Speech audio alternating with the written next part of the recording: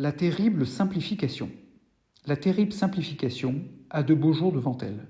Alliée naturelle d'un utilitarisme conçu comme une finalité en soi, elle n'aurait d'autre ambition que de nous permettre de simplifier la compréhension d'un monde devenu bien trop complexe. Et tant pis si la simplification ne fait que maquiller une réalité au point de la transformer.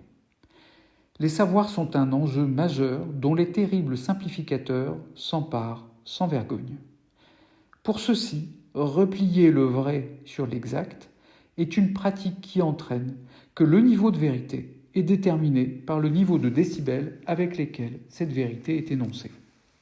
Une vérité de laquelle le doute est évacué, ce qui en fait rien moins qu'une certitude. À ceci près que vérité et exactitude n'appartiennent pas au même champ. Paul Václavic nous aura enseigné que la terrible simplification doit toujours être débusquée et dénoncée, tant elle fait courir aux relations et à la démocratie de graves dangers. La question que pose le terrible simplificateur forcené peut porter sur les savoirs. Elle se fait alors utilitariste. À quoi sert de savoir un savoir qui ne sert pas concrètement ?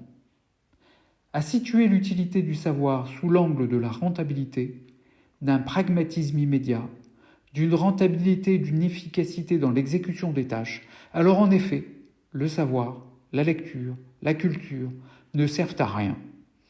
C'est ça l'utilitarisme avec ses apparats idéologiques. Posséder les savoirs dont on a besoin et pas plus. Alors les choses deviennent enfin simples. Utilitarisme et culture ne font guère bon ménage, comme nous le rappelle le mouvement d'anti-intellectualisme venu d'outre-Atlantique. Trop de savoir encombre. Il incite à se poser des questions qui détournent de la finalité, jouir des biens matériels. Le nouveau cogito, je consomme donc je suis, serait une fin en soi. Mais réserver les savoirs à quelques-uns n'est pas sans conséquence pour le vivre ensemble. À polariser sur les seuls savoirs utiles, on s'éloigne de la culture qui n'est effectivement pas utile parce qu'elle est en fait vitale. Elle est le propre de l'humain, qui doit notamment apprendre dès son plus jeune âge à renoncer à un nombre d'actes qui pourtant lui seraient bien plaisants. Soit parce que ces actes sont impossibles, soit parce qu'ils sont interdits. Sublimer est la seule voie qui autorise la société des hommes. La tragédie antique, mettant en scène les conflits et tendances humaines les plus intimes, remplissent aussi cette fonction de sublimation au-delà de leur poésie et de leur esthétisme. Une idéologie qui engage une société dans le dénigrement de la culture et de sa culture ne fait que labourer le terrain de la violence. La citation d'Herriot garde toute son actualité. La culture, c'est ce qui demeure dans l'homme lorsqu'il a tout oublié.